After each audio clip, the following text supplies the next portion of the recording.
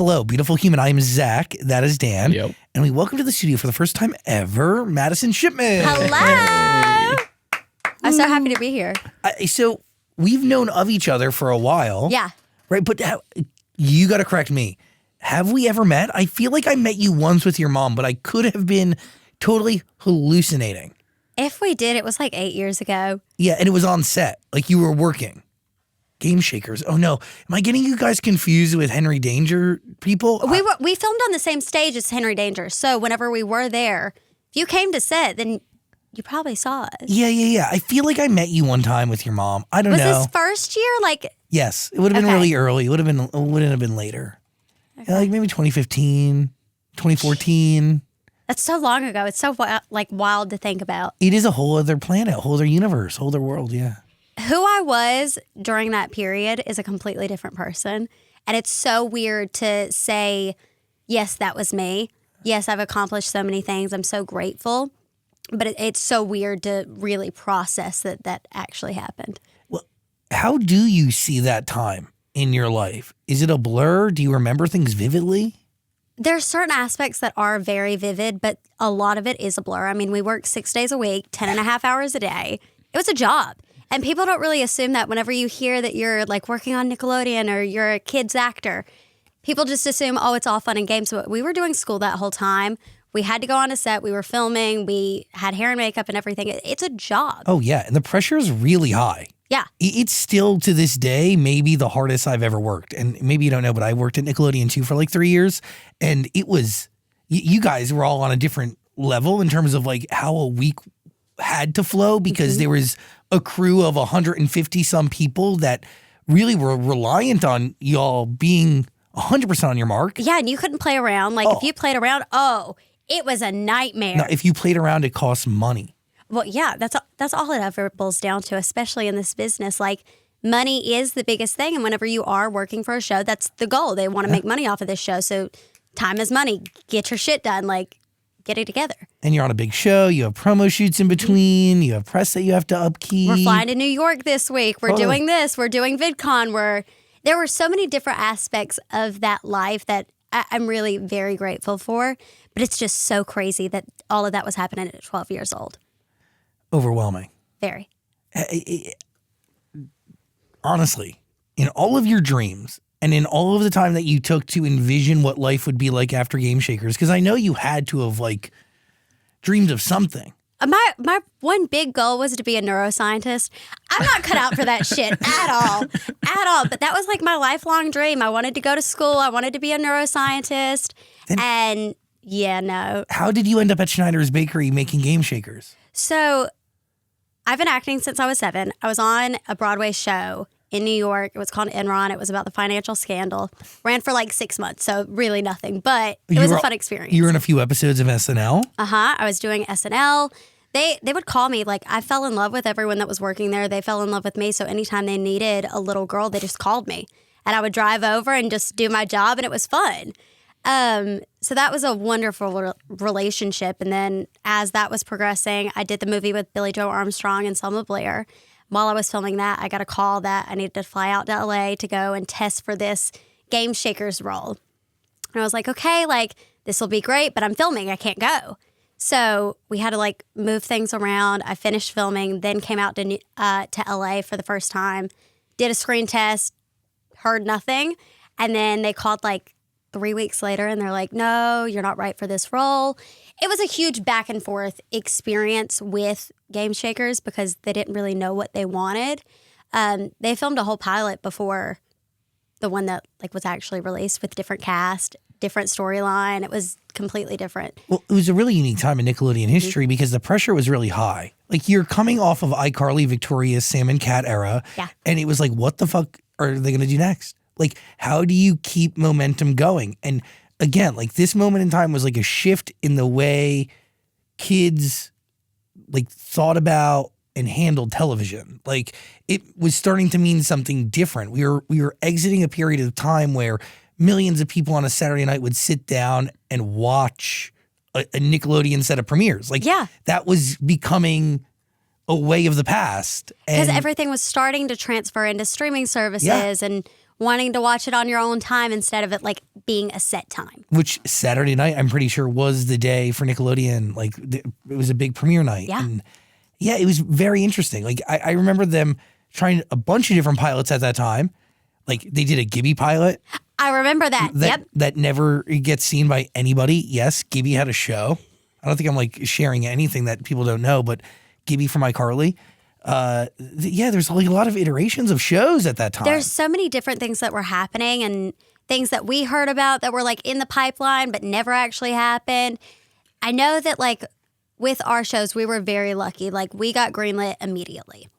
So we didn't really have to worry about that, about the whole piloting process. But I know for every other show that was on Nickelodeon at the time or like starting to become on, had a whole pilot process and having to get greenlit and getting cut and no one ever seeing it. Why didn't, I mean, they did a whole pilot without you, I'm assuming, right? Yeah. For Game Shakers? So what changed between that pilot and what everybody saw? I've heard stories. Now, I don't know if this is like true. This is just like the rumor mill talking. Was Peanut in the original? No, he was not. Interesting. So it was Thomas was there, Cree was there, and then Kel was there. But everyone else was different. So Triple G wasn't in the show. They didn't even like develop that storyline. They hired another girl for Kenzie, and they just didn't like how it was playing. And like apparently the like dynamics were just off. They weren't acting like they were best friends. And then that's whenever they brought Benji and I in, and the rest is history. So at what point did you realize that this show was going to end? I didn't know.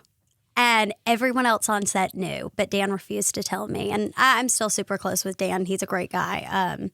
But that was one of the toughest days I had because we were filming, everything was going normal. And while I'm filming my last scene, all of the other kids are like, well, we'll have to plan something. Like, we're not going to be able to see each other anytime soon. I'm like, what do you mean? And they're like, the show's canceled. Didn't you hear? I'm like, no. So I even went up to Dan and I'm like, is that true? Is the show canceled? And he's like, no, that's just rumors. Like, it's fine. Like, don't worry about it. Just go get your scene done. And honestly, it was just to protect me. And then after I finished my day's work, that was my last day on set. And you've never been back? No. To the Burbank Studios. Burbank Studios. Yeah. Isn't it crazy? Yeah, that is wild. And everyone else knew except for me. But I'm like a big crier, so maybe that's why. I mean, I wouldn't have been able to keep a straight face and done my job. So did you give any thought to what you would do after Game Shakers or what you saw your life being or what you wanted to be a normal kid. Really? That was like my one thing. I wanted to go to school. I wanted to get like, I had accomplished so much at such a young age. And my big dream was to be on a Dan Schneider show. So after that ended, I was like, okay, I've already done everything I wanted to do. Now I just want to go to school, get a degree, and call it life. So I went to school. That was the worst experience of my life. I went to a real high school in Orange County. It was awful. I was bullied relentlessly. The kids are just vicious. And I was not prepared for that. And my mom definitely did not help that situation because she's like, oh, you're going to go in. You're going to be popular. Like, this is going to be a great experience for you. And here I am, like, all I know about high school is, like, Glee and High School Musical. So I'm like, oh, everyone loves everyone. People are going to be dancing down the halls, like, delusional. So I'm like, this is great. I go in, and literally from the get-go, it was a nightmare. But, I mean, it built character. It made me who I am today, so whatever. I finished out my year, and then after that, I went back to online school, finished a year and a half early, and then started college, got a business degree, and now I'm just living life. And any thought of acting? Yes and no. I mean, I completely signed off from acting for about a good year and a half, I want to say, just because I didn't want to focus on it. Whenever you go from working so long for so many years, I was over it. If I'm being completely honest, my passion just kind of fell through. And now as things have progressed, it really is like I have a huge passion for acting and that'll never go away. But there's so many other things that I love so much that are a part of my life, like music. And now that I'm working with Playboy, like that's such a big part of my life. And I'm so happy and I feel so taken care of. I don't think I'll ever leave the entertainment industry, but I think there's going to be different branches. And yeah, 100%. Like to create art could mean a bunch of different things. Mm-hmm. And that is even what you're doing for Playboy. Yeah. So you find Playboy through a former Nickelodeon employee, right? Yeah, so that was Kyla Drew. Kyla was on Nikki, Ricky, Dicky, and Dawn. Okay. And It was another Nickelodeon show at the time. never watched the show, but I was friends with all of those guys because we would always do everything together. And her mom used to date the head coach for the Panthers. And I grew up in North Carolina, so did she. So we were like just two peas in a pod. We would always go to like different sports games together. We were like literally inseparable. So she called me out of the blue and she's like, hey, what are you doing tonight? And I was working a minimum wage job at the time at a gym because I was like, no, like I'm not going to do acting or anything. Like I need to get a real job. Like I need to have real life experience. This is what my life is going to be. Why? I hated this. Yeah, why'd you force that upon yourself? My parents thought it would be a good idea. Well, so your parents are really just normal people, eh? Oh, 100%. My mom's a nurse, and then my stepdad, he used to be a motivational speaker, and now he's the head of a U.S. Department for Ground Engineering, and he also helps like consult different companies to take them to the next level. Wait, so he's like, you need to go and work at a gym. Yeah, he's like, you need to have customer service skills for life. This is going to be beneficial. It's going to teach you that what you put out into the world isn't what you always get. You've got to work hard for things, and there's going to be shitty moments in life, and you got to get over it. Yeah, but he does know that you just work 10 hours a day, 6 days a week, was really one of the toughest executive producers in existence on one of the most high-pressure sets probably in town. Yeah, but like, that's not life. I mean, it was my life for that time being, but that's not... With acting, you can be on a show, and then you can't work for years on end. So he wanted me to be prepared and have a backup plan in place just in case it didn't work out. How many seasons did it go, though? I think it was 3 That's pretty seasons. good. That's pretty good. It was a good run. How many episodes? I want to say 60-something. Wow, that's pretty good. I know. It was a good run. 61. 61. Damn. Look at you. Another season would have gotten you to 100. I know. No, it made 2 seasons, yeah. Because we typically did like 20-something episodes a season. Yeah. Sick. Yeah. I mean, like it is invaluable. Like that is the right approach, but it is a shock to one system. 100%. Does anybody come into the gym you're working at and be like, I think I know you from TV? I actually did have a few people who like, I'm still close with these people. Like one of my girlfriends, Jaslyn, she used to watch the show and she comes in just to like start working out there and to buy a membership, and I'm working. She's like, are you the girl from Game Shakers? You look so familiar. I'm like, yeah, like, I'm Madisyn. Nice to meet you. She's like, why are you here? And I'm like, because this is my life now. Like, this is how I'm spending my days, and this is building character. I'm happy. I'm good, whatever. And then we became friends, and she's still in my life. She's a great girl. So when do you move from the gym to Playboy? That was in April, I want to say. Wow. So March still or April. fairly recently. It's very, very new. How much money did you end up saving from Nickelodeon? Like, did you really need to work, or was it purely for character? I mean, I didn't necessarily need to work, but my savings are my savings, and I want to save that for whenever I do have a family. That way my kids are taken care of. That way I'm taken care of. That's like my biggest goal. So all of my money that I was saving from Game Shakers was either in investments or I was funding my music career with it. Did you have a Coogan? Yeah. Yeah. Sick. What's that? It's for people, you can explain it. It's for people, whenever you're in the business, a certain amount, like a percentage goes into this account. That way no one else can touch it. It's for people under 18. Okay. Fascinating. It's really cool because I've never, I have a lot of friends who were on big Nickelodeon shows. None of them went to retail. No. I mean, but hey, I'm good. I turned out just fine. It's fucking awesome. I feel like It's a lot so of people in your cool. position would have like this ego, like, I can't do that. That's below me. And you're just like, no, that's great. I'm working at a gym. I love it. I mean, I think ego is the biggest death of all. And especially in this industry, it is such a prevalent thing. And my biggest thing, and like my mom always told me growing up, the second that you become cocky, you're not humble, you're not grateful, you're out. You're done. I don't care what you're doing. I'll pull you out. So it had been drilled in me from such a young age, like you are forever grateful. You always act like, look, this is a huge blessing in my life, but that does not mean that something else is below me. And I'm so grateful for that philosophy, especially now in my life, because yes, I have so many amazing things going on. They're all blessings, but that doesn't mean that 5 years from now, I couldn't be opening up my own small business and working there. Totally. Sick. So acting is whatever right now, not a priority, but life is a priority. And you've built a business via Playboy. Yeah. I'm like fully self-funded. I am so beyond proud of myself. You If should you would have be. told me a year ago today that I would be in this position that I am today, I have my own house. I am fully independent. I'm self-funding my music career. I'm doing everything that I could have ever imagined. I don't have to worry. Like, I am set. I'm good. I never would have believed it. Never. I mean, we're talking about like that much money being generated over Playboy. It's crazy. More money than you made at Nickelodeon, eh? A lot more. Yeah. A lot more. Yeah. Yeah.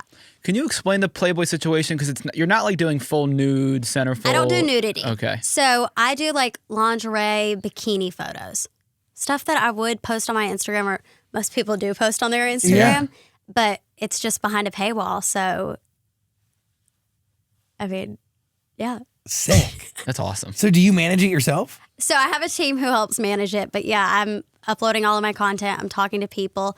A lot of the people that are on my Playboy specifically, and I know it's different for other creators, but for me, it's a lot of people that grew up with me and they just want a connection. It's not necessarily about the content that they want. They just want to be able to talk to me. And I don't respond to Instagram DMs. I never really have. I mean, I responded to you guys, but I mean, some get filtered through and some don't. So that was a way that they could have a conversation with me and get to know me a little bit more on a personal level. Are you at all shocked by the success?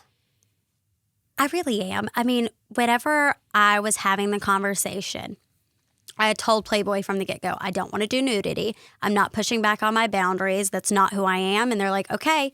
So I joined thinking, okay, like this might be some like pocket change. Like we'll figure out what happens. And I even asked like the team, like, what do you think is like projected a month? And they're like, probably like 10 to 20,000. Like that would be good. And we're like way, way, way beyond past that. Can I ask how much you're making? I'm not comfortable saying, but like it's been, Is it 7 figures a month? I would say it's a lot.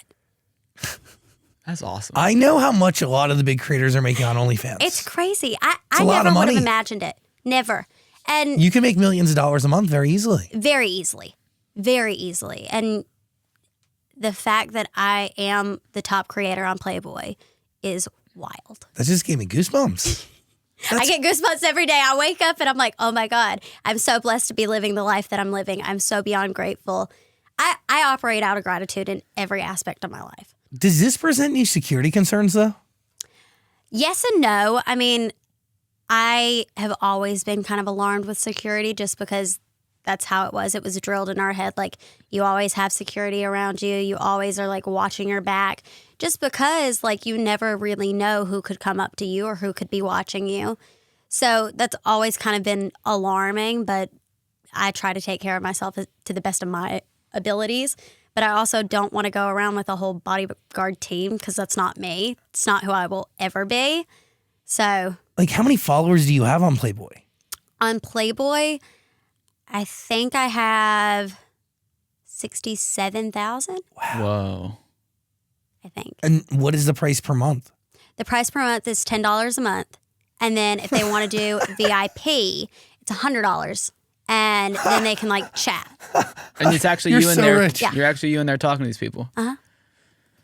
Oh my Man, gosh. what a You've made, life. You've made more money than you could have ever made on television. Oh, Already. 100%. Already. And I'm so happy. And I'm 20 years old. Wow. I've got so much time left to live. And my biggest goal is like, I want to run hard for like 3 to 5 years and then settle down, have my family, be done, and live my life. You could build a whole business though. You should do movies off this. You can do, I mean, literally look at Pamela Anderson. This is a whole new resurgence of something. We're in like talks about doing other things. You need so. to. No, this is like a whole new demographic crazy. and audience that like this has come your way, and I'm telling you, you're such a great actress. you. We have a common friend who was your agent, but also like she was one of the casting people at Nickelodeon. Mm-hmm. She was one of the people who casted me at Nickelodeon. She had a great eye for talent. Casted the biggest shows on the network. 100%. Like every one of the top Nickelodeon shows was casted by her. You are so exceptionally talented. Thank you like so you much. are fucking incredible. You're really good. And to work on a dance show, as somebody who's worked on dance shows, you better be the best at what you do. Oh yeah, I'll tell you that. Because he'll tell you from the second, like if you're off, you'll know. Sister, you'll get fired. I've watched people get fired.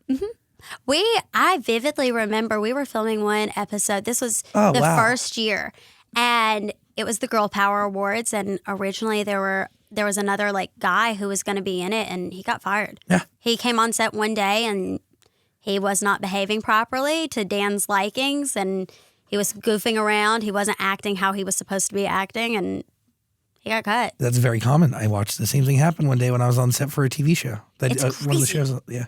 I mean, I watched the kid instill so much fear in you. Yeah. So much fear because you're like, oh my God, I can't fuck up. Oh my God, what's going to happen? So like you were walking on eggshells, and then as time goes on, you're like, oh, okay, like it's fine. Like as long as I mind my P's and Q's and like do my job, I'm fine. Well, it's about being professional, because at the end of the day, like when you're not ready and you're not professional, it affects everything. There's a ripple effect every time, no matter how big your role is on set, or how big or how small. There's so many other people who are working around you, whether it's other actors, hair and makeup. Counting on you.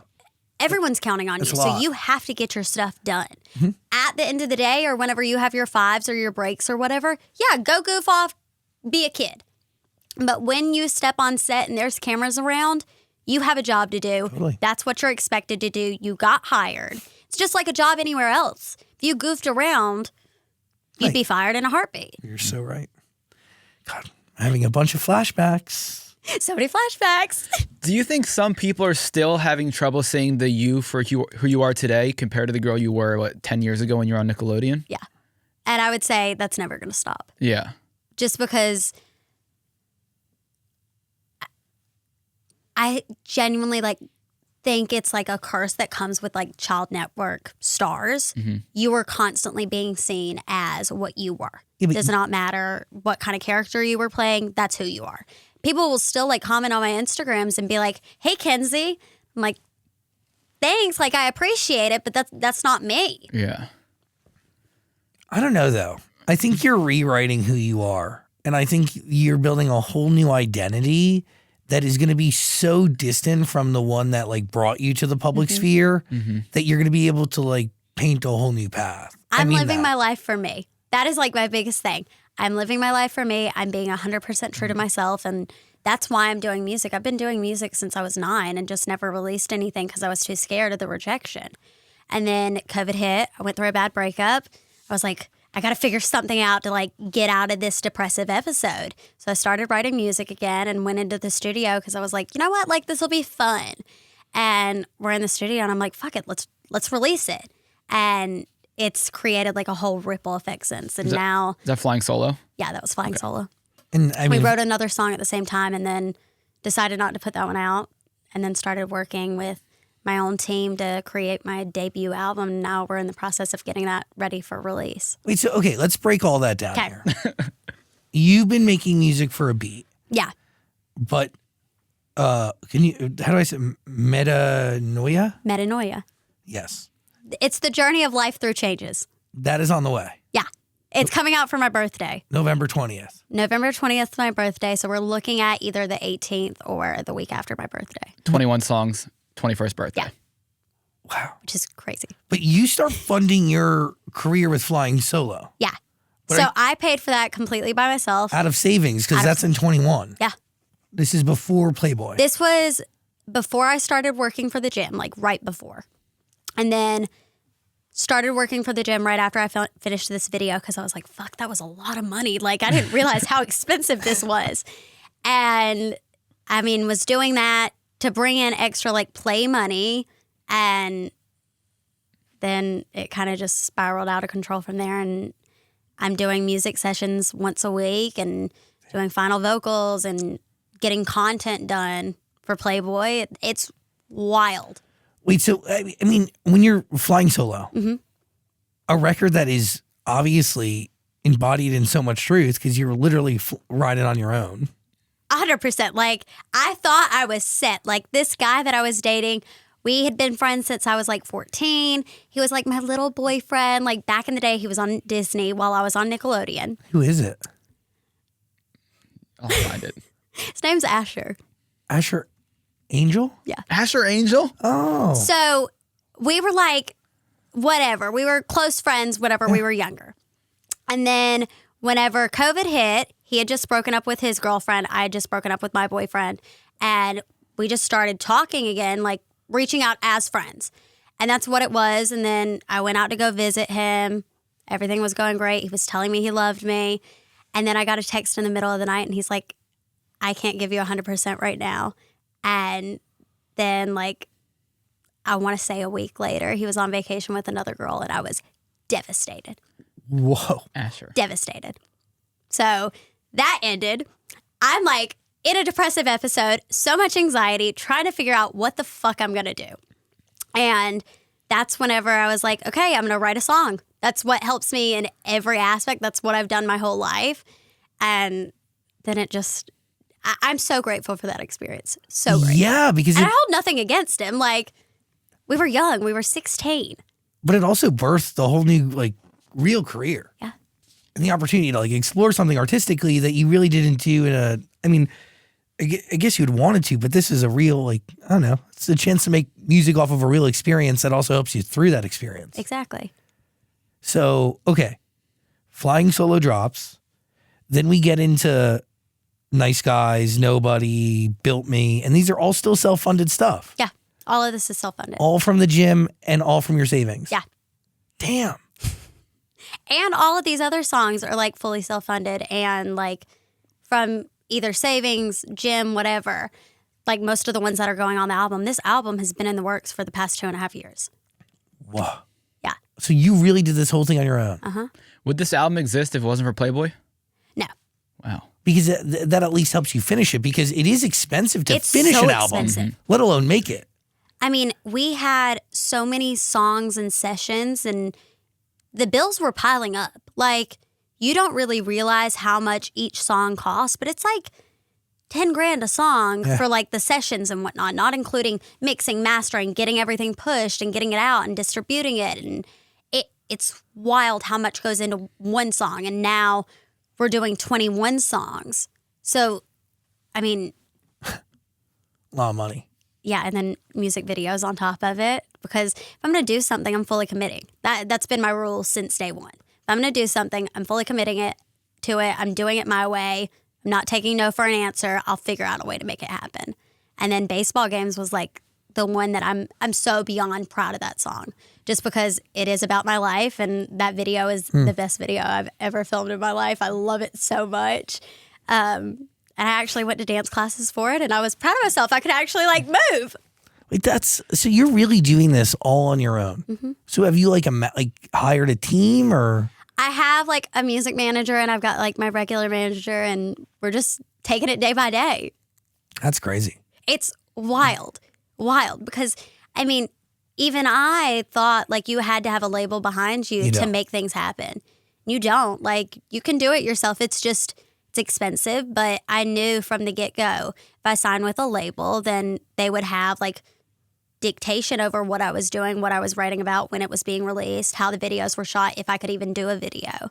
And I didn't want that happening. Now, later on down the road, maybe, but for this first one, this is my baby. This is about me and the past few years of my life and figuring out who I am as a person. So I wanted it to be true to myself.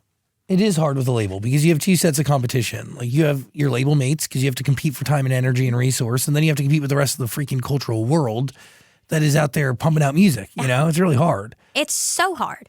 So, I mean, it just didn't make sense. When did you realize you needed another way to fund this all? Like, it was just getting too expensive. It was like all coming to a head around like February, and then in March is whenever I got invited to that game, or the 1st of April. And then Just happened. Everything pans out. That's what I'm learning. Like, if you put something into the universe and you think about it and you're not focusing on the negative, if you're focusing on the positive and trying to figure out a way to make things happen, it'll come to you. And I mean, that's living proof. what was it like the first time you saw that big old direct deposit? I was shell-shocked.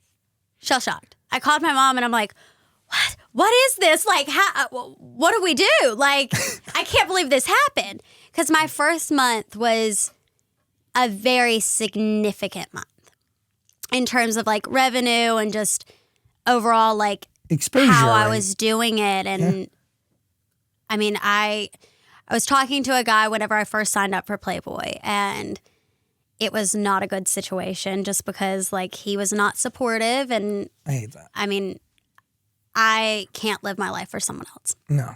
I've got to live it for me, and nothing against him. It's just that's what I wanted to do, and he wasn't comfortable with that, and that's okay. So that ended. I'm like, okay, do I stop doing this? And then the money just kept coming in, and it really showed no. Like, if I want to take control of my life and do it my way, I need to keep this going, do it for as long as I can, and just see what happens. If I'm happy, that's all that matters. It allows you that freedom. Mm-hmm. I'm so free now. I feel so blessed. I'm so grateful. I'm so happy. I mean, there's definitely crappy things that happen in life, but overall, I'm very, very happy. Wild. So you should be so proud. I really am. Like, I wish I could go back and tell like 12-year-old Maddie, everything works out. Everything's going to be good. You're fine. Like, just keep doing you. That's all you got to do. Mm-hmm. When you were first making the announcement that you were joining the Playboy platform, were you expecting a negative reaction, or were you prepared what people were going to say, or did you just not care? Oh, I was terrified. So, like, I posted something on my Instagram and then deleted it because I was like, oh, my God, I can't release this. Like, I can't say anything about this. Then I got, like, scared because I didn't – this is bad on me, but I didn't tell my management team that I had joined. So, I did everything by myself. And I was like, oh, my God, like, he's going to see that post. I got to take that down. Like, I can't do this. So I was, like, freaking out and then freaking about like, what fans were going to say. Mm-hmm. And then it didn't end up having a bad effect. No. So I was like, okay, like, it is what it is. I mean, this is a part of me. And now I'm the face of Playboy, which is a huge title. It's an honor, and I'm so beyond grateful. I go into the office about once or twice a week and help other creators with figuring out how to make it worthwhile for them, because the biggest thing is people want a connection. They don't want it to just feel like they're just handing you over money. They want it to be a connection. So you really are like learning who these people are and letting them learn who you are. And that's like the biggest piece of advice that I give anyone. Is it a female-only platform right now? Yeah. So it's female only, and then there's like guys that are working in the office and like the tech team and whatnot. But for the most part, it's women ran, women are on the platform, and everyone's so inclusive, which I think is wonderful. You can go into that office at any given time, and everyone's so welcoming, so happy to see you, and we'll just drop everything to make sure that you are taken care of. If you've got any problems, they won't hesitate to like fix those immediately. And like, I'll go in and I'll be like, hey, like I joined, like I went on my live today and it wasn't working right. Like, can you guys help me? They'll like pull me over to like the team that does all the tech related stuff, and we'll have it fixed within the next 15 minutes. What's the future of it? Is it to be like an OnlyFans where any, Yeah, but there's going to be other things aligned with the Playboy like brand identity, in the sense of we're in talks of doing a few different things to kind of combat what the assumption is with Playboy and get it back to what it used to be. Cool. Beautiful. I'm really excited. Really excited. You should be. It's such like a crazy thing. I mean, I grew up with like my grandmother's obsessed with Marilyn Monroe. I should start off and say that. So whenever the Playboy images of her came out, my grandmother was like flipping out. She's like, oh my God, like I love Marilyn. I've got to have these photos. So it was always like, I knew what Playboy was, just never in a million years thought I would be a Playboy model. And then life happened and it just made sense. And now here I am with so many other amazing women. And in my eyes, it's a true honor. So many amazing women have posed for Playboy or been involved in the brand in some way, shape, or form. So being able to say, I'm there now is wonderful. And it's also helping you operate and build an entire catalog of art. Yeah. Which... It's building my business. Yeah. When did I Like Your Dad come? Was that... is that before the play? Like, when did you start that? I Like Your Dad was... I think it was started before Playboy. Okay. But it came out during Playboy. Which kind of makes sense at that point. Like if you just came out randomly with "I like your dad," people are like, "Where'd this come from?" Yeah. But I feel like it kind of fits perfectly with what you were doing already. It fits perfectly, but like people don't realize like that's just me. Like all of my music is very fun, flirty, whatever. And yeah, like dads are hot. Like everyone has had a dad crush. And my little brother Jesse was obsessed with Stacy's mom. So I made him that song just thinking it was for my family, like not planning on releasing it. And then I was dating this guy. His dad was a really hot dad.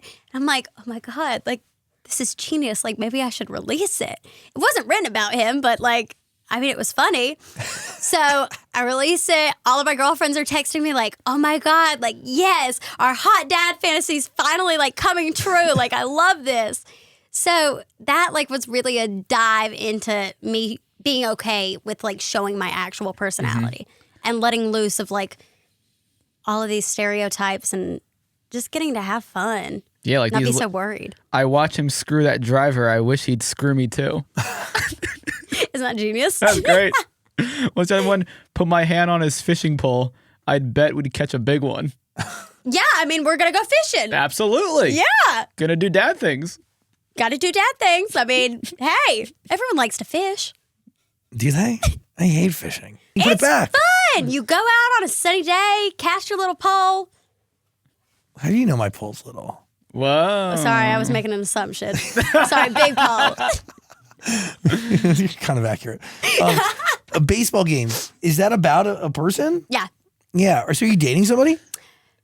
Yes. Is it a situationship or are you actually dating? Situationship. That's probably the best way to put it. Damn. He's been in my life for the past year and a half. Undefined. Undefined. Oh, that's like hard. It's very hard. Yeah, like Very are you hard. exclusive That's or are you why not? I've tried to have the conversation. It hasn't really gone anywhere. So I really don't know what's happening. I'm just living my life. And it's been a year and a half. A year and a half. And he's a baseball player. He's a pitcher. In the MLB. You basically gave away who he was in the music video. Well, I mean, it was too fun not to. And I told him, I was like, hey, like, your numbers are going on this. He's like, really? I'm like, yeah, like, I can't not. He's like, okay, like, you do you. I mean, he knew from the get-go, though, that I did music and I write from personal experience. So if you're going to be in my life, there's definitely going to be songs written about you, good or bad. How'd you all meet? On Raya. Really? Yeah. Ooh. Never in a million years thought I would join a dating app. And then Now, I Raya's did. pretty good. And he was my first match. And wait, best part. I literally manifested him. You knew him before? No, like I manifested him. I put him on my vision board. I didn't even know who he was. The exact guy? Yes. What? So I don't like. Let me like Yeah, tell the whole story. Break it down. So I'm not a big baseball fan, or at least I wasn't. Like my mom and I would go to games with my brother and my stepdad, and my mom and I would just look at the players' butts because like it was boring. It went on for so long. Like it's not. Like the atmosphere is fun, but like who wants to see like guys like just throw a ball and hit a ball and then miss? It's not fun. So we're like, okay, like whatever, like we'll go. We want to get like a drink. We want to go get food. We'll sit there. We'll look at the butts. Like we'll rate them. That was our life of baseball. And then I joined this dating app. I'm not really thinking much of it. I do a vision board every year. And the year before, I did it about like what I want out of relationships and everything. And my little brother, Jesse, the one that I Like Your Dad was written for, he wanted to put Spider-Man on his vision board because he's obsessed with Spider-Man and wants to be the new Spider-Man. And my little brother, Caden, who's 13. Caden's like the Tasmanian devil of the family. He's crazy, wild, just says whatever's on his mind, has no filter. He starts yelling at Jesse and he's like, that's so stupid. You're never going to be Spider-Man. So, of course, Jesse's like boohoo crying. I'm like, Jesse, it's fine. Like, it's fine. Whenever I was your age, I was obsessed with Thor. Like, that was like my favorite thing ever. Like, he was my favorite superhero. So I put Thor on my vision board, not thinking anything of it. And then a year later, swiping, and I didn't know it was him. But then like 6 months later, I realized, yeah, that's who that was. Wait, so you put... And Who is this? the baseball player's nickname is Thor. Wait, what does he play for? I think he's a free agent now, but he was on the Angels for a while, played for the Phillies the end of last year, was on the Mets earlier on in the career. Damn. It's crazy. He's a great guy. Like, we're very lucky to have each other. Very lucky. But do you have? I'm so confused. What And is the it? guy you cast in the video, as soon as I watched the video, I was like, yeah, it looks like him. He's got the Look-alike. long blonde hair, the man bun. So that's Hunter. Hunter's a great guy. I met him whenever I went to Bryce Vine's like wine opening like night thing because he released a wine. So I go and this guy walks in and I'm like, oh my God, I need to have a conversation with him. He needs to be in my video because we were going to cast a guy.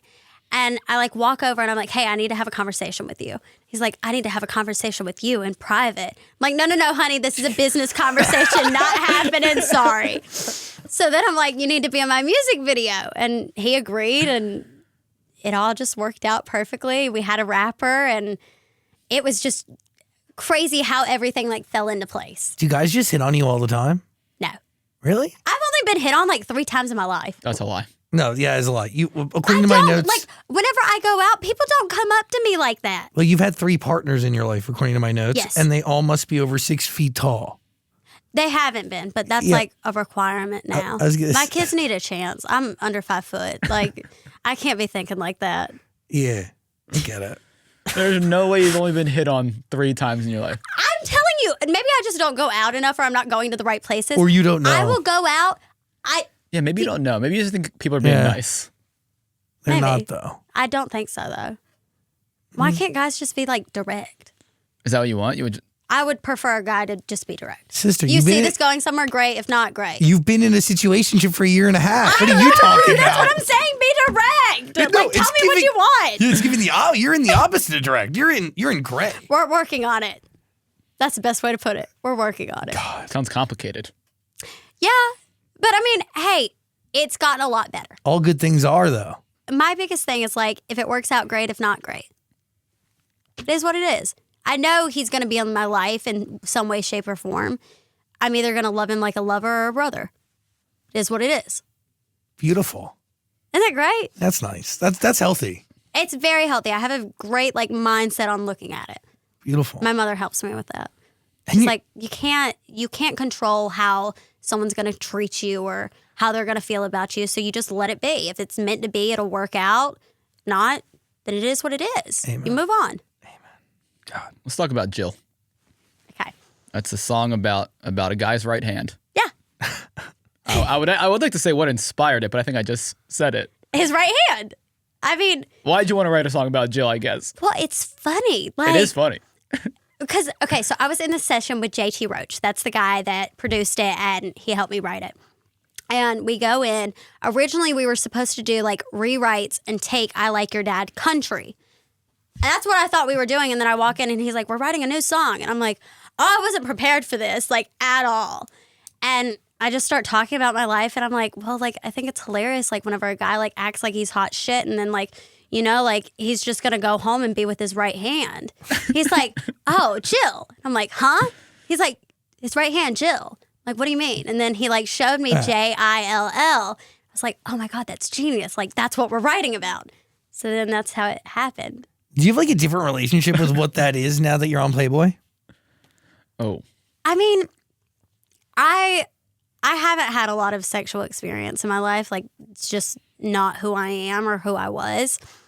So it has been a shock to my system being involved in Playboy because I'll have conversations with other girls and they'll be like, how in the world have you never done this? Like, I was talking to Elsa on her podcast and she's talking about like her pee fetish. And I'm like, God, no, that's not who I am.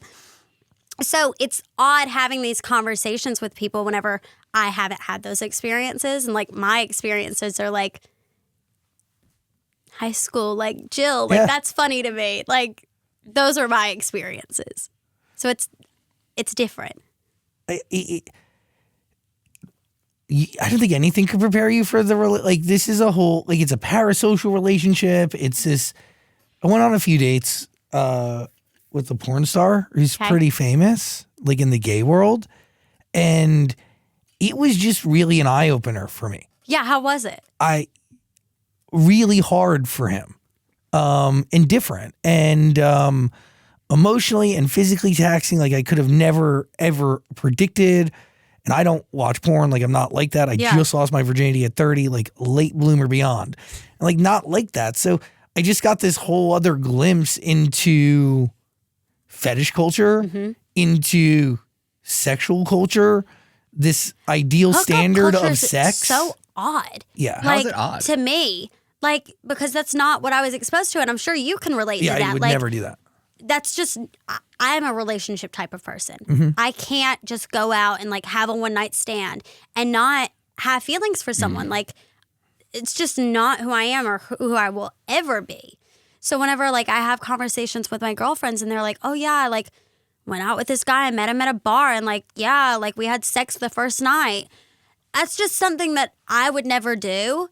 Like, good on you if that's like what you're comfortable with, but that's just not me. Totally.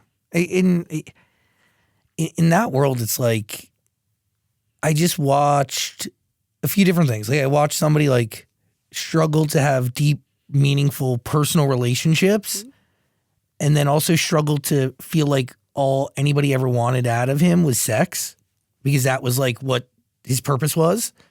And then on top of that, it was I think there's just like this very interesting relationship between the person who's on screen and then the person consuming on the other side. Yeah. You have a different relationship with people. Like, do you understand what I'm saying? Like, it's like it's this relationship thing that is hard to essentially quantify, but then it's also really disturbing to think about because it doesn't start or end with a photo that's taken or a video that's made. It just keeps going. Oh, but it only starts there once it's shared. You know what I mean? Like where it goes and the reach it has is pretty wild. I know that there's definitely people who like watch Game Shakers, and we're definitely doing things. Totally. Like, weird shit. yeah. It's so odd. And like, I've had a few like people who like I've blocked immediately because I'm like, I don't want that energy out here. But they'll like send me a message on Playboy and be like, I've loved you since you were a little girl. I'm so happy you're finally like over it, like of age now. Like, I've wanted this for so long.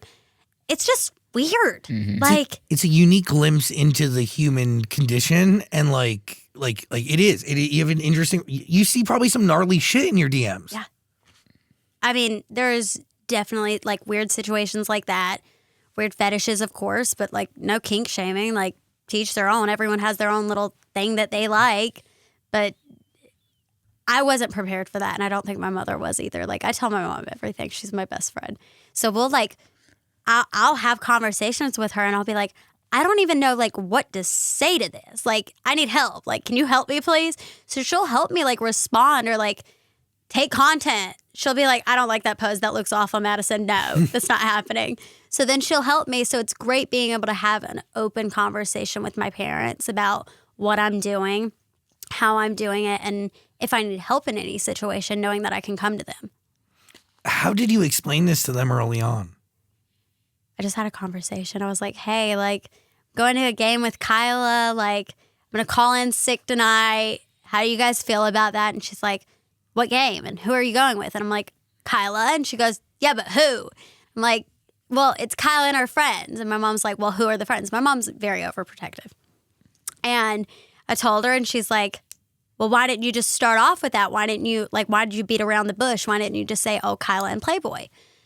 So then we have the conversation, and she's like, well, what do you want to do? Like, is that something you would ever do? Or like, no. And I said, honestly, like, I don't think that's for me, but like, I want to go. I want to just have a good night. Like, there's a lot going on right now. I think this could be really good for me. And she's like, okay, like, I support you. You're an adult. You can make your own decisions, but just be smart and be conscious. So I go, and everything was fine. I was texting her the whole night. I'm like, hey, like, everyone's actually like really nice here. I was a little worried about how like the girls would be because it was a bunch of girls, and I don't have a lot of girlfriends just because in this industry so many are so catty or egotistical or just caught up in the wrong things or doing hardcore drugs or partying like crazy. That's just not who I am, and I don't want to be associated with that. So I'm like keeping her posted. I'm catching up with Kyla. We're having the time of our lives, like giggling like two teenagers and just truly so happy to be back in our element with each other. And I mean, we were like looking at some of the other people that were like at the game and being like, oh my God, like that is so us. Like, that's hilarious. Like, we would totally be doing that if we were like those kind of people. So anyways, we're having a good time. And then she's like, you want to come into the office? Like, everyone at Playboy like loves you, like high ups. So I go in, and that's whenever we had the conversation about me joining, and I had my mom come with me because I was like, if I'm going to do this, I want someone who's going to represent me and know what I want, know what I stand for, know my boundaries, and respect me, but also have my best interest at heart. And I know that my family does. I mean, at the end of the day, that's all they want from me. They want me to be happy and healthy. So I take my mom in, and that was the end of it. Just kind of spiraled out of control from there. And now you're a millionaire. I'm just living my life, happy as can be. I'm so happy. That's crazy. There's so many blessings. And like now I'm like able to truly like focus on me. I'm able to like divide my time to do things that I appreciate doing. Like I love going to seminars and learning about personal development. Self-help. I love it so much. So much. That's like my happy place. I love being in that energy. So I just went to an event this past weekend, and it was absolutely wonderful. It was with Gary Vee and Nick Santanastasso and a few other speakers, but I just love being in those environments and knowing that I have the flexibility and the funds to be able to do that as much as I want to. That is wonderful. Like, that's all I want out of my life. You can invest in businesses. You can do whatever you want. You're rich. It's giving you so much freedom. So much freedom. So much freedom. And like, truly, it's so crazy to fathom. So crazy. It's crazy how many headlines it made too. Like when you're still everywhere. It's like wild. Your name is everywhere. Wild. And like, yeah, I get it about like this whole baseball thing, whatever. But like the other stuff, I'm like, why? Like it's just crazy. Like, why do people care so much? I'm my own person. I'm an adult. If this is what makes me happy, then why does it matter? Why should people go to Playboy over OnlyFans or another website? There's an actual like connection. Okay. Like, I would also just like the stigmatism around it. Like, I would never join OnlyFans. That's just not, I don't like the brand association with it just because I do have other careers in line. I'm not just an Instagram model. I would never just go to OnlyFans and just be an OnlyFans model because once you're that, you're qualified. You're like labeled as like an internet prostitute pretty much. That's like what the association is with OnlyFans. Whereas with Playboy, there's so many other things going on and there's brand identity in that. But there's also a connection. Like I know that I can call the CEO if I have an issue and it's handled immediately. Is it open to any creator yet or is it still? Yeah, so you can apply online. Oh, great. Yeah, so anyone who wants to join can apply and get accepted. But it's about like working your way up. Because there's like different like tier systems and whatnot. And what about the queer community? Are we going to be expanding to men? I'm pretty sure there's definitely like transgender women that are on the platform right now. I don't know about anyone else, but I do know that there are a few trans like women on it because Eden is on Playboy and she came to the Bahamas trip with us. Cool. So, I mean, I love it. I'm fully supportive. But like, where did the gay men go? You know what I mean? Where's Playgirl? Didn't that exist? It did exist at some point. They got to bring it back. Just trying to look out for my community. Let me ask you a question about the music quickly. We talked about 4 or 5 songs and they're all very different sounding. Yeah. Do you know what sound you're going for? Or are you just kind of playing with everything and seeing what sticks or what you enjoy? My biggest thing was like, I didn't want to stick to one thing. Just because I don't listen to one type of music. I listen to, it depends on my mood. I'm either country, I'm pop, I'm sad, I'm like 80s. It's so versatile. So I didn't want to like just limit myself to only doing one thing. I write depending on what my mood is whenever I go into my sessions. So if I'm in a sad mood, then I'm going to write a sad song. If I'm in a country mood, then I'm going to write a country song. It just kind of flip-flops around. I mean, there's definitely been like some clubby songs and whatnot. And you have that freedom. Yeah. I don't have to listen to anyone, which I love. By the way, you can listen to all of Madisyn's music. It's waiting for you. There's a link in the description below. It's on Amazon Music. You got to take a listen and let me know what you think. Let me know your favorite. Also, any of the links to Playboy we'll put in the description too, right, Dan? Yes, we will. Okay, cool, yeah. What else are you thinking? If you ever have kids one day, like you mentioned, would you let them get into acting? No. Really? No. Even if they said they really want to? It's hard because I've thought about this for so long. You lose your childhood. That's the best way to put it. And not in a bad way, but I don't think people really understand how much you give up. Like your school grades, you give those up. You give up being able to go to college and be like a good student. You give up being an athlete. You give up so many other things. You give up friendships and different relationships that you have with people. And I don't think people understand that at such a young age. So I don't think I would allow my kids. Now, once they're like 16, if they decide that's what they want to do, sure, so be it. But until they get to an age where they can really process, okay, I've got to give up my whole life, because if I do book something, I'm going to be there 6 days a week. I have to quit school. I'm going to go online. I'm not going to have any time to hang out with my friends. I'm going to be on set, come home, be exhausted on my day off, and just sleep the day away. So they've got to be able to handle that emotionally and physically and like be ready for it. So I don't think I would, but I mean, we'll cross that bridge when it happens. I appreciate you being here today. I appreciate you guys like reaching out and letting me be here. Yeah, of We didn't think course. you were going to answer. It took you 3 or 4 days to respond to our DM, and I'm like, I don't think this girl's Okay, responding. so we were scrolling through, my mom and I, because my mom has my Instagram too. So we're like scrolling through, and that one just popped up to the top. Like, I don't know how it happened, but it was just God willing. Like, it was meant to be. Thank God you came. This is great. That's what she said. Hey-oh. Or wait, that's what he said. Either way. Well, Madisyn Shipman, all of her music lives waiting for you on Amazon Music. Also, the Playboy link. We're going to put it in the link. We're going to put it in the description below. Jesus Christmas. I really do appreciate your honesty, though, and you Of being course. here. You're really one of a kind. And Thank you. sis, you're going to be fucking huge. Like, you're really a gifted actress. So Thank you. anything you want to do, and your music's great, too. So you have nothing but opportunity that sits in front of you. So it's really cool and really special to watch. So. And it's all about like surrounding yourself with like-minded people and people that bring good energy. So Sis. I appreciate you guys being open and honest too, and Always. being like welcoming and having good vibrations and good energy, and just we're all on the same page. Wait, let me ask one more question. You mentioned you were at a Bryce Hall event. Do you go to those like influencer things with those people? Bryce Vine. Oh, you said Bryce Hall. Oh, no. Bryce Vine of I'm not Drew Barrymore in fame. with that whole TikTok. no. Okay, Bryce Vine. That makes more sense. I used to be friends with him, and then like this was like back in Nickelodeon days before like TikTok was even a thing. And I was in that whole world, and then I'm not a partier. I'm not cut out for that world. I want to go to bed at 9 o'clock. It goes back to what you were saying earlier. You are the company you keep, and at the end of the day, character is fate. So Exactly. be a good person, everything falls into place.